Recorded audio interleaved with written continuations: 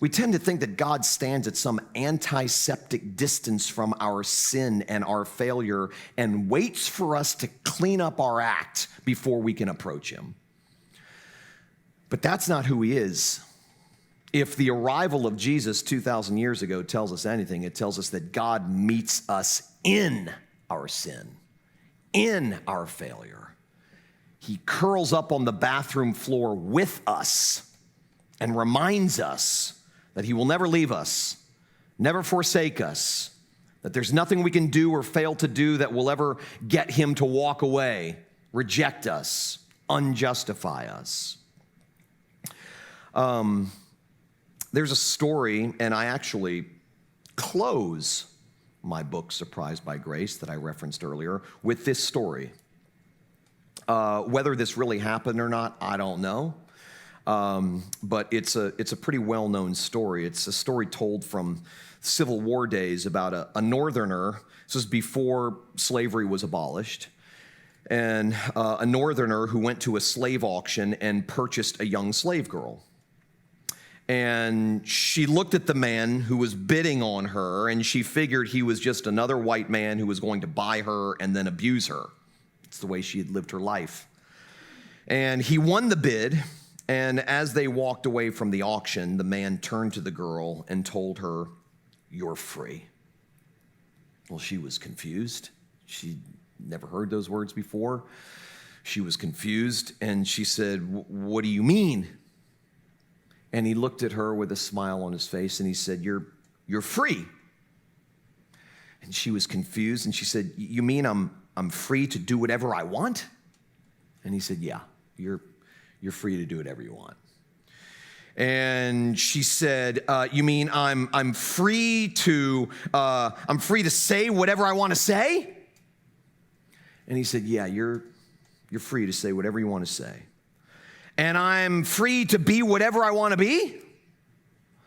And he said, "Yeah, you're free to be whatever you want to be.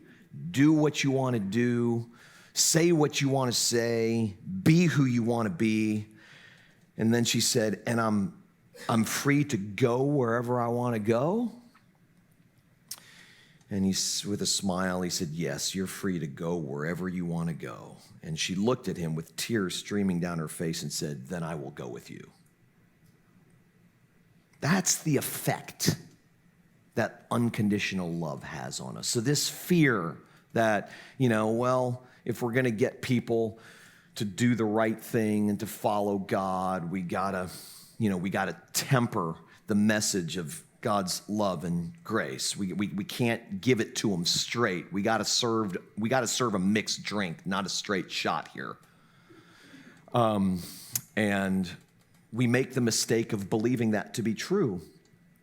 But in reality, it's the unconditionality of God's love. It's his grace. It's his mercy, which is new every morning. It's his forgiveness, which is final and full for us, that over time softens our heart and woos us and makes us want to go with him. The unconditional love from God doesn't make us want to leave him and sin more. It melts our hearts and makes us want to go with him, follow him, keep him close. So Paul here says, the law can't do any of that stuff.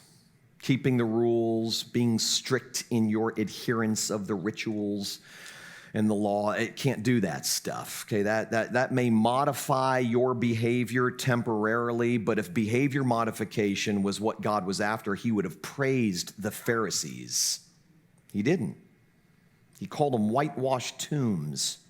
You are spick and span on the outside. Your behavior is on point, but you are dead on the inside. He said, with your lips you worship me, but your hearts are far from me. Hearts. And the heart is always what God is after. And it's his mercy and his grace toward us that softens it, melts it, and makes us go with him.